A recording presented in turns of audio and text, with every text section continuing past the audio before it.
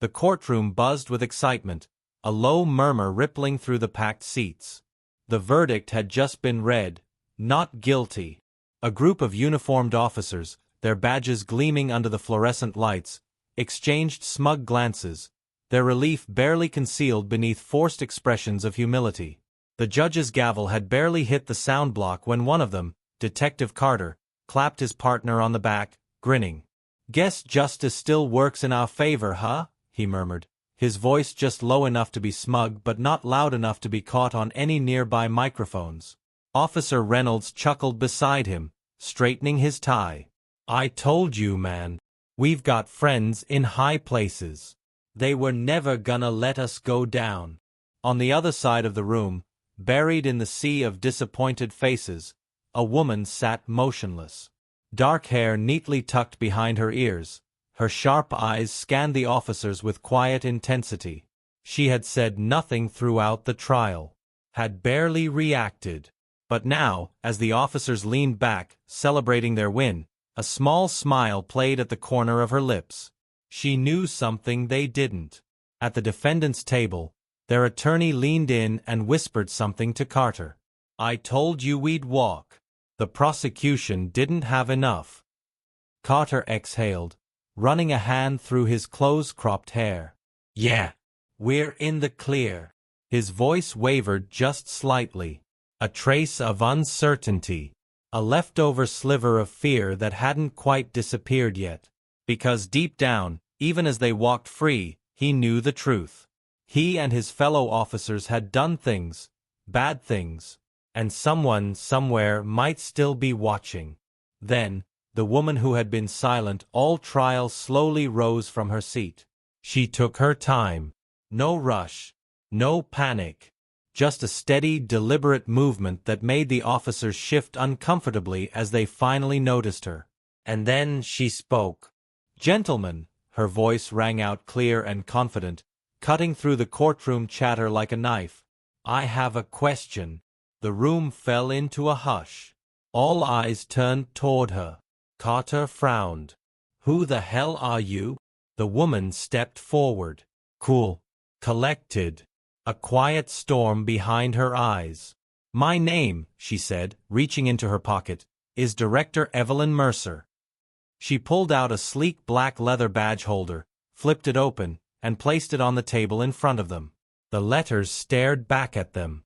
FBI. A beat of silence.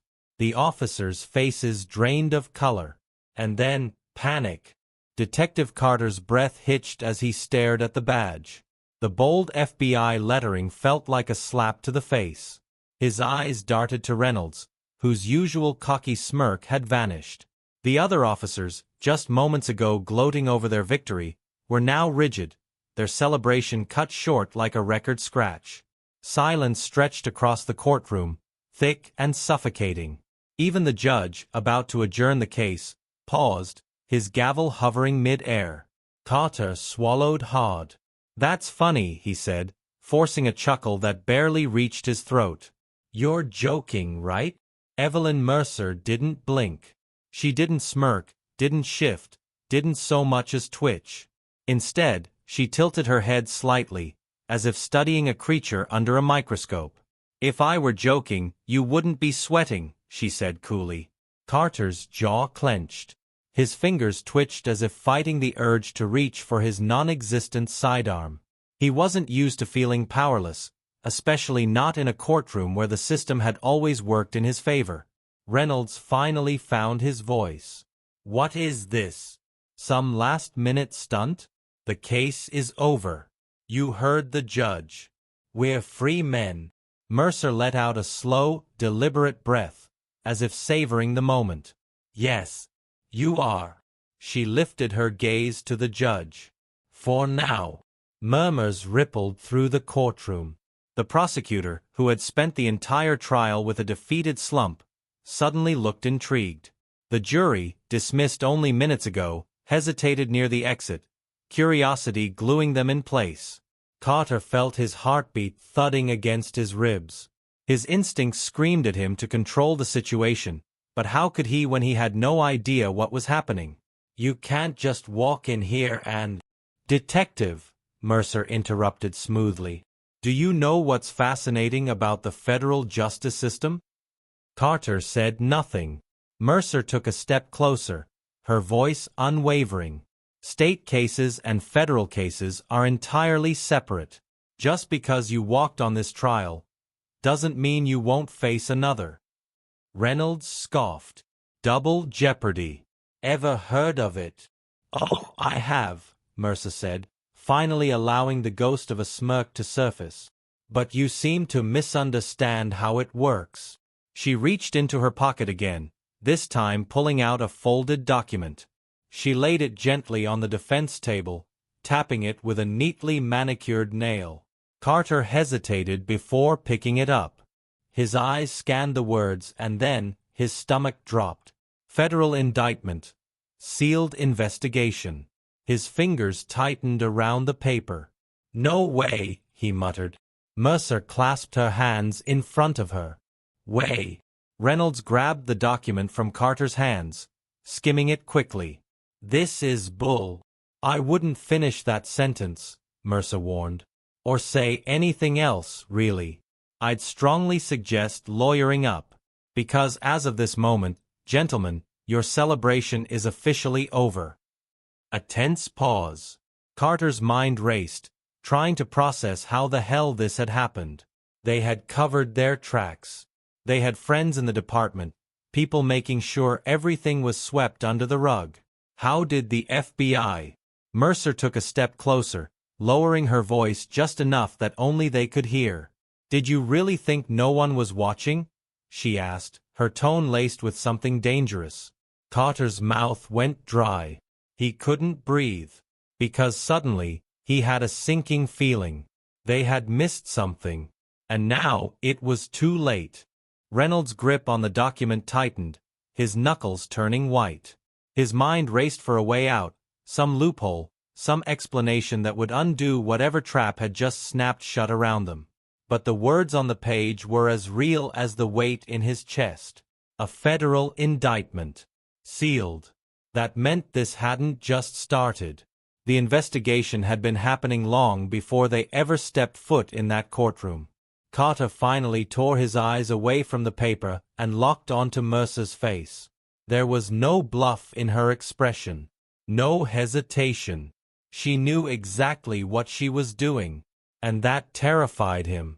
What is this really about? Carter asked, forcing his voice to stay even. Mercer tilted her head slightly, her gaze unreadable. You already know. Reynolds exhaled sharply, shaking his head. No, see, this is harassment. You lost. You. Mercer cut him off with a single glance. This isn't about losing or winning. This is about justice. Real justice. Not whatever game you and your friends have been playing. Carter swallowed hard. There had been whispers, of course. A few rumors here and there. But nothing solid. Nothing that could point to an active federal case. Yet here she was, standing in front of them with an indictment in hand. That meant someone had talked. Someone close. The courtroom was emptying out now, people murmuring as they filed through the heavy wooden doors, but Carter barely noticed. He could still feel the eyes on him. The judge, the prosecution, even the jury members who lingered just a little too long before stepping out. Mercer let the silence stretch just enough before speaking again. You thought this was over, she said, almost to herself. But it's just beginning. And then, without another word, she turned and walked away. Reynolds leaned in toward Carter, his voice low. We need to fix this. Now. Carter didn't respond. His mind was already spinning, trying to figure out where the cracks were. Who had flipped? What had they missed? And worst of all, how deep did this go? Outside the courthouse, Mercer stepped into the cold evening air, the weight of the moment settling onto her shoulders. She had played her hand carefully, just enough to rattle them. Now she needed to see what they'd do next. Because the real game? It hadn't even started yet. Carter sat rigid in the back of the black SUV, his fingers tapping against his knee in an uneven rhythm. The air inside was thick with unspoken tension. Reynolds sat beside him, scrolling through his phone, pretending to be unaffected, but Carter could see the stiffness in his shoulders. He was just as rattled. They had met at a parking garage downtown, a place where no cameras would pick up their movements, where no one could eavesdrop. It was how they handled things when they needed to talk freely. But tonight, there was no sense of control, just the looming uncertainty of how bad things had gotten. "This has to be a scare tactic," Reynolds muttered finally, his thumb hovering over his screen. "A sealed indictment? Could be bogus. She could be bluffing." Carter exhaled sharply through his nose. "She's not bluffing. You saw her face. She knows something." Reynolds shifted uncomfortably. Then who talked? That was the real question, the one that neither of them wanted to answer. Because if someone had flipped, it wasn't just bad, it was catastrophic. Carter rubbed a hand down his face, trying to think. There had been too many moving parts, too many people involved. But only a handful had access to the information that could bury them. Someone from the inside. Reynolds' phone vibrated. He looked down and frowned. "It's West." Carter's stomach tightened. West was one of theirs. A guy who knew how to keep his mouth shut. If he was calling now, something was wrong. Reynolds answered, putting him on speaker. "What?" West's voice was strained, the sound of wind whipping in the background. "We have a problem." Carter leaned in. "What kind of problem?" A pause. Then, "I think we've been made. All of us." Carter and Reynolds exchanged a look. "Say that again," Reynolds demanded. West's voice lowered. "They know everything. Not just about the trial. About the operations. The money. The drops. Everything." Carter's blood ran cold. That wasn't possible. No one had that kind of reach. Unless Mercer. She wasn't just after them for one thing. She was after all of it. Carter clenched his jaw. "Where are you?" West hesitated. "Not safe. I can't talk long. His voice faltered. Then quieter. "They're watching me." The call cut off. Reynolds cursed under his breath, staring at the screen. "This is bad." Carter didn't respond right away. His mind was already moving to the next step. If Mercer had all of it, they had two options, run or fight. And Carter wasn't about to run. The walls were closing in, but the game wasn't over yet. Not if he had anything to say about it. Carter gripped the phone so tightly his knuckles turned white. West was spooked, and that never happened. He was the guy who laughed in the face of pressure, who had always kept his cool no matter how bad things got. But now he was scared. That meant they had crossed into territory they weren't prepared for.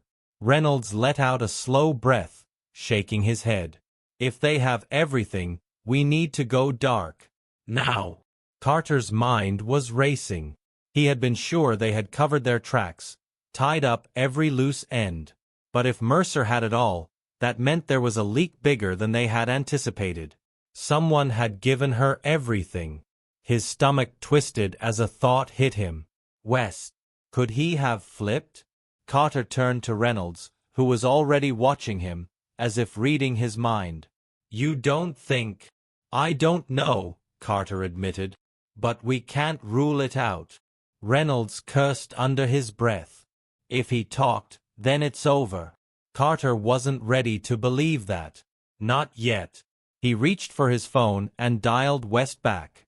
The line rang once, twice, then a click, but no voice. Carter frowned. West. Silence. And then static. Something was off. Carter could hear faint background noise, like movement, but no one spoke. He listened closer. A rustling sound, the creak of something shifting, then a sharp breath. Then, just before the call cut out completely, A voice, barely above a whisper. "She's not working alone." The line went dead. Carter stared at the screen, his heart pounding. He replayed the words in his head. "Not working alone." Reynolds leaned in. "What the hell does that mean?" Carter's grip on the phone tightened. It meant that Mercer wasn't the only one after them. There was someone else. Someone just as dangerous. And if West had figured that out too late. Carter exhaled sharply. "We need to move. Now." Reynolds hesitated. "Where?" "To find out who else is pulling the strings." Because if Mercer wasn't the only one after them, that meant they were up against something much bigger than just an FBI investigation. And they were running out of time. Carter's pulse hammered as he and Reynolds sped through the darkened streets, headlights slicing through the night. They didn't speak much. There was no need. The weight of what they had just realized sat between them like an unspoken truth. Mercer wasn't the only threat. Someone else was working in the shadows, pulling strings they hadn't even seen. West was either dead or had gone completely off the grid. Either way, he wasn't an option anymore. The only way out of this was to get ahead of whoever was closing in. Reynolds gripped the wheel tighter. "Where are we going?" Carter exhaled, his mind racing. The one place Mercer wouldn't expect. Reynolds glanced at him. "And that would be?" Carter met his eyes. "The department." Reynolds hesitated, then cursed under his breath. "You're out of your mind."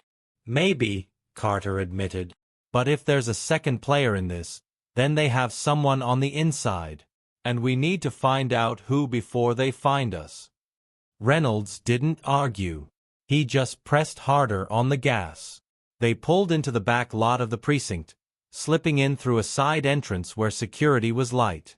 It was late, the halls nearly empty, but the weight of eyes watching from unseen corners made Carter's skin crawl.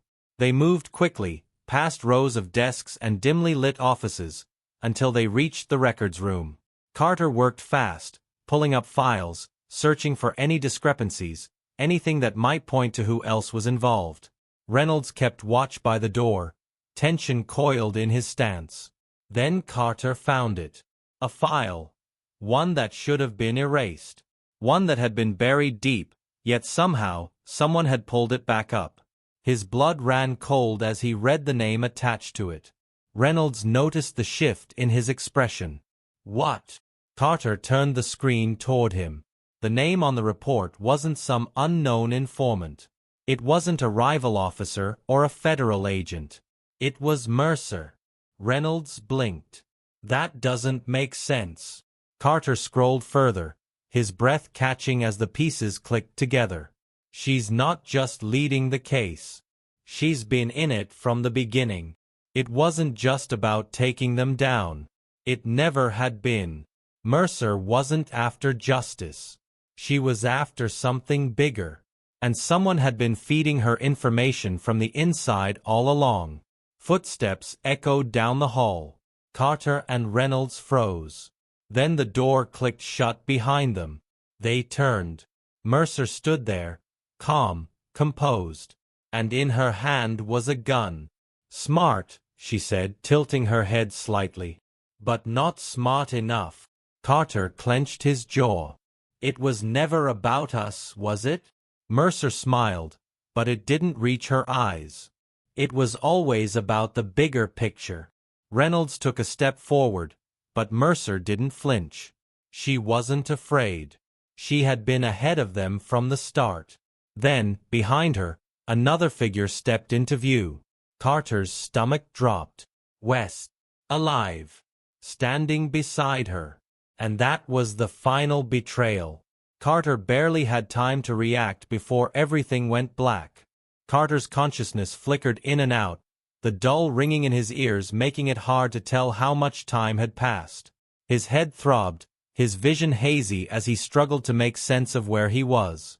The last thing he remembered was Mercer and West standing in that doorway, and now he was somewhere else. The air was cold, the floor rough against his skin. Concrete. A warehouse, Maybe. His wrists ached, bound tightly behind his back. When he tried to shift, he heard a low chuckle. Finally awake. West's voice. Carter blinked, forcing himself to focus. Across from him, Reynolds was slumped against a support beam, still unconscious. West crouched nearby, arms resting lazily on his knees, watching. Mercer stood further back, arms crossed, the same unreadable expression on her face. Carter exhaled slowly, trying to push past the pain. Never took you for a traitor, West. West smirked. That's the problem. You never saw it coming. Reynolds stirred, groaning as he regained consciousness. Carter could feel the tension coil between them, the weight of betrayal settling in like a heavy fog. He had known there was another player in this, but he had never imagined it would be West. Mercer stepped forward, finally speaking. You think this was all about taking you down? You were a piece in a much bigger game. Carter met her gaze, forcing himself to stay calm. Enlighten me. She smiled slightly. Corruption runs deep, Carter. You and Reynolds were convenient targets, but the real operation? It's been in motion for years. Carter's jaw tightened. And you just happened to be the one cleaning it up? Mercer's smile faded. Cleaning it up? No. Reshaping it? Yes. Reynolds let out a bitter laugh. So that's what this is. You're not taking down corruption, you're taking control of it. Mercer tilted her head slightly, as if amused. You still don't get it. The system isn't about right or wrong. It's about power. And the ones who understand that, they don't get taken down. They take over. Carter felt the weight of her words settle in. This wasn't about justice. It never had been. It was about shifting power from one set of hands to another. And West had chosen his side. You should have just walked away, West said, standing up.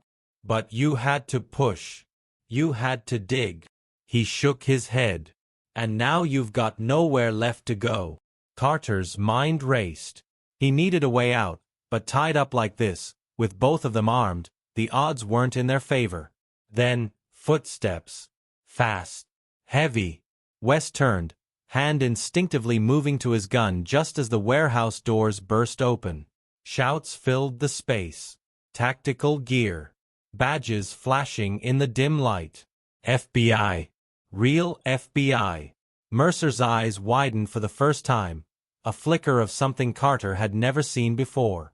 Surprise. The gun in her hand twitched, but it was too late. Within seconds, agents had swarmed, shouting orders, forcing West and Mercer to the ground. Carter barely had time to process it before someone was untying his wrists. You all right? He looked up. Agent Wells. One of the few names in the bureau he still trusted. Carter flexed his fingers, shaking off the numbness. You took your time. Wells smirked. Had to make sure we got the right people. He nodded toward Mercer and West, now cuffed and being dragged to their feet. Looks like we did. Reynolds groaned as he stood, rolling his shoulders. Tell me you got all of this. Wells tapped his earpiece. Every word. Carter exhaled, relief washing over him. It had been a gamble, tipping off Wells before heading to the department. He hadn't known how deep the corruption ran, who else was compromised. But he had bet on the right person. Mercer locked eyes with him as she was pulled past. For the first time, there was no smug confidence. Just silence. West, though, he sneered, shaking his head. You think this changes anything? Carter didn't flinch. It already has. West scoffed but didn't say another word as he was hauled away. Reynolds dusted off his jacket, letting out a breath. Well, that was fun. Carter gave him a look. Reynolds smirked. What? I'm just saying, next time, let's stick to cases that don't involve getting kidnapped. Carter chuckled, the tension finally breaking. Wells clapped him on the shoulder. Come on. Let's get you out of here. As they stepped into the cool night air, Carter felt something he hadn't in a long time. Closure. It wasn't perfect. It never would be. But for now, it was enough.